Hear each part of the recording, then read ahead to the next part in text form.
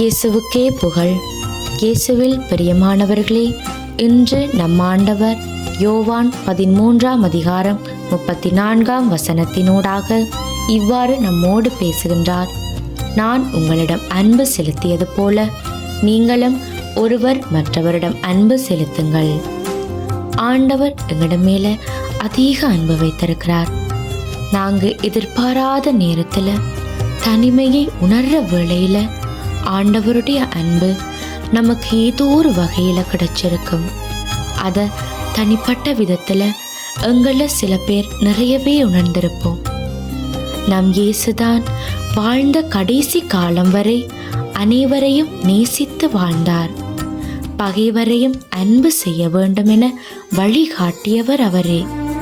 நாங்கள் எந்த அளவுக்கு ஆண்டவரை விட்டு தூரமா போனாலும் அவர் எங்களை நேசிக்கிறத ஒரு நாளும் நிறுத்தினதே இல்லை. காரணம், நாங்கள் அவருடைய பிள்ளைகளாக இருக்கிறோம்.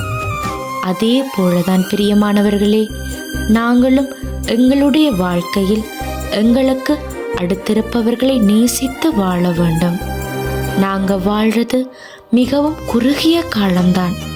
அதில் ஏன் கோபதாபங்கள், சண்டை சச்சரவுகள் என்று வாழ வேண்டும்? முடிஞ்சவரை அடுத்தவங்களையும் மதித்து அன்பு செய்து வாழ பழகுவோமா? அன்பு அனைத்தையும் சகித்து கொள்ளும், பொறாமை கொள்ளாது, பழி வாங்காது. பிரியமானவர்களே, நம் ஆண்டவர் கொடுத்த இந்த புதிய கட்டளை இதை நாங்கள் எங்களுடைய வாழ்க்கையில் மிகவும் முக்கியமாக கடைப்பிடித்து வாழ்வோமானால் இயேசுவின் சீடர்களாக நாங்களும் மாறுவோம்.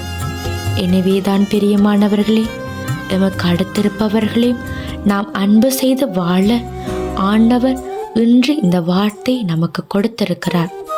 இதற்காக வேண்டி நம் ஆண்டவரிடம் உருக்கமாக எமது அன்றாட ஜெபத்தில் மன்றாடுவோம்.